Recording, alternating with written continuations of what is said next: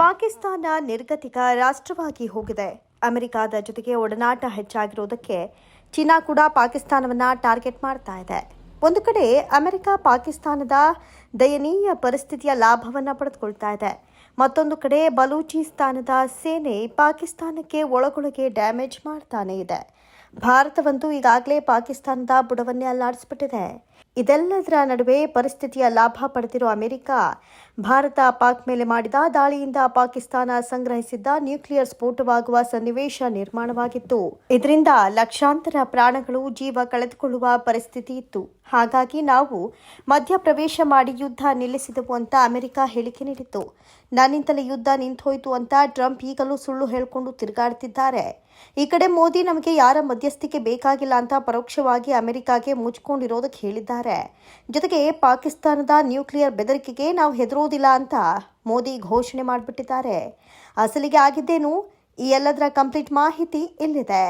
Trump ತನ್ನಿಂದಲೇ Bharat ಮತ್ತು ಪಾಕಿಸ್ತಾನಗಳ ನಡುವೆ ಐತಿಹಾಸಿಕ ಕದನ ವಿರಾಮ ಘೋಷಣೆಯಾಗಿದೆ. ನಾನೇ ಲಕ್ಷಾಂತರ ಜನರ ಪ್ರಾಣ ಉಳಿಸಿದ್ದು ಅಂತ ಹೇಳ್ಕೊಳ್ತಾನೆ ಇದ್ದಾರೆ.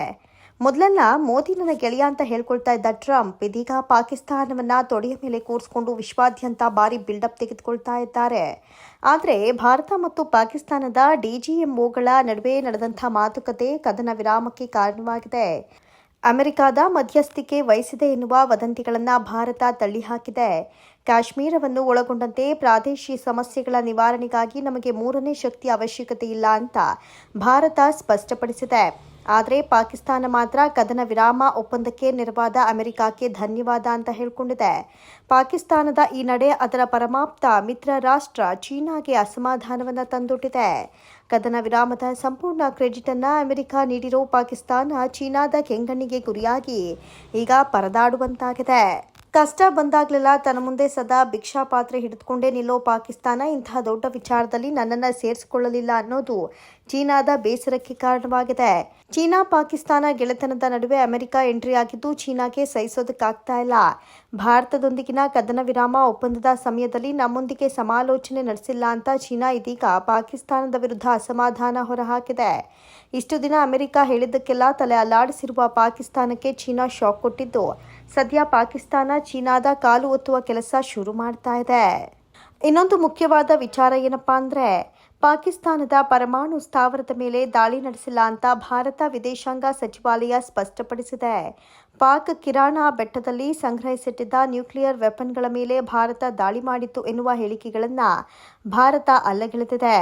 ಅಲ್ಲದೆ ಪಾಕಿಸ್ತಾನದ ಬೇಡಿಕೆಯಂತೆ ಕದನ ವಿರಾಮ ಒಪ್ಪಂದಕ್ಕೆ ಸಮ್ಮತಿಸಲಾಗಿದೆ ವಿನಃ ಅಮೆರಿಕ ಮಧ್ಯಸ್ಥಿಕೆಯಲ್ಲಿ ಮಾತುಕತೆ ನಡೆಯಿತು ಎಂಬುದು ಸತ್ಯಕ್ಕೆ ದೂರವಾದ ಮಾತು ಅಂತ ವಿದೇಶಾಂಗ ವ್ಯವಹಾರಗಳ ಇಲಾಖೆ ಸ್ಪಷ್ಟಪಡಿಸಿದೆ.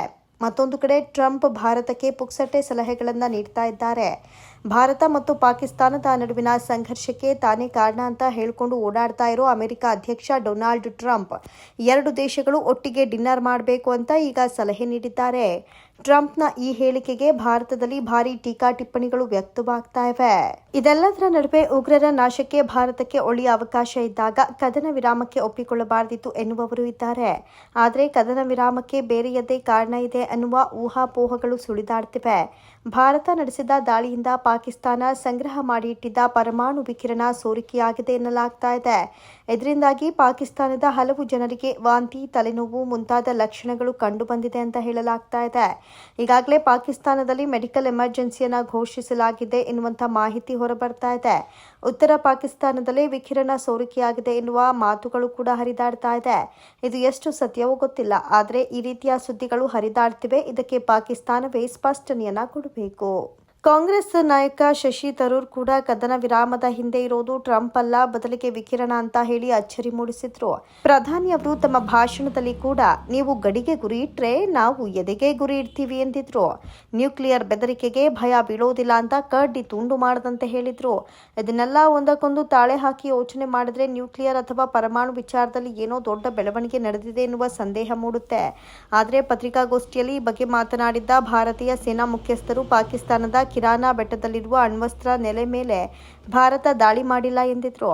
ಕಿರಾನ ಬೆಟ್ಟಗಳಲ್ಲಿ ಪಾಕಿಸ್ತಾನದ ಅಣ್ವಸ್ತ್ರ ನೆಲೆ ಇದೆಯೋ ಇಲ್ಲವೋ ಗೊತ್ತಿಲ್ಲ, ಆದರೆ ನಮ್ಮ ಗುರಿ ಉಗ್ರ ನೆಲೆಗಳು ಮಾತ್ರ ಆಗಿತ್ತು. ಅವುಗಳನ್ನು ಹೊಡೆದುರುಳಿಸಿದ್ದೇವೆ. ಕಿರಾನ ಬೆಟ್ಟಗಳಲ್ಲಿ ನಾವು ದಾಳಿ ಮಾಡಿಲ್ಲ ಅಂತ ಮತ್ತೆ ಸ್ಪಷ್ಟಪಡಿಸಿದ್ರು. ಆದರೆ ಪಾಕಿಸ್ತಾನಕ್ಕೆ ದೊಡ್ಡ ಮಟ್ಟದಲ್ಲೇ ಮುಟ್ಟಿ ನೋಡಿಕೊಳ್ಳುವಂತೆ ಭಾರತ ಕೊಟ್ಟಿದೆ ಅನ್ನೋದು ಮಾತ್ರ 100ಕ್ಕೆ 100ರಷ್ಟು ನಿಜ. ಎಷ್ಟು ದಿನ ನ್ಯೂಕ್ಲಿಯರ್ ಬಾಂಬ್ ಬೆದರಿಕೆ ಹಾಕ್ತಾ ಇದ್ದ ಪಾಕಿಸ್ತಾನ ಸಡನ್ ಆಗಿ ಸೈಲೆಂಟ್ ಆಗಿದೆ ಅಂದರೆ ಏನೋ ನಡೀತಾ ಇದೆ ಅನ್ನೋದಂತೂ ಸತ್ಯ. ಪಾಕಿಸ್ತಾನ ತನ್ನ ಮಾನ ಉಳಿಸ್ಕೊಳ್ಳೋದಕ್ಕೆ ಆಗಿರೋ ಅವಾಂತರಗಳನ್ನು ಮುಚ್ಚಿಟ್ಕೊಂಡಿರಬಹುದು. ಪಾಕಿಸ್ತಾನ ಸಂಗ್ರಹ ಮಾಡಿ ಇಟ್ಟಿದ್ದ ಪರಮಾಣು ವಿಕಿರಣ ಸೋರಿಕೆಯಾಗಿರೋದು ನಿಜವೇ ಆದಲ್ಲಿ ಅದನ್ನು ಸೂಕ್ಷ್ಮವಾಗಿ ಸಂಗ್ರಹಿಸುವ ಯೋಗ್ಯತೆ ಪಾಕಿಸ್ತಾನಕ್ಕೆ ಇಲ್ಲ ಅನ್ನೋದು ಜಗತ್ತಿಗೆ ತಿಳಿದು ಅದರ ಮಾನ ಹರಾಜಾಗುತ್ತೆ. ಒಟ್ಟಾರೆ ಎಲ್ಲದಕ್ಕೂ ಕಾಲವೇ ಉತ್ತರಿಸಲಿದೆ.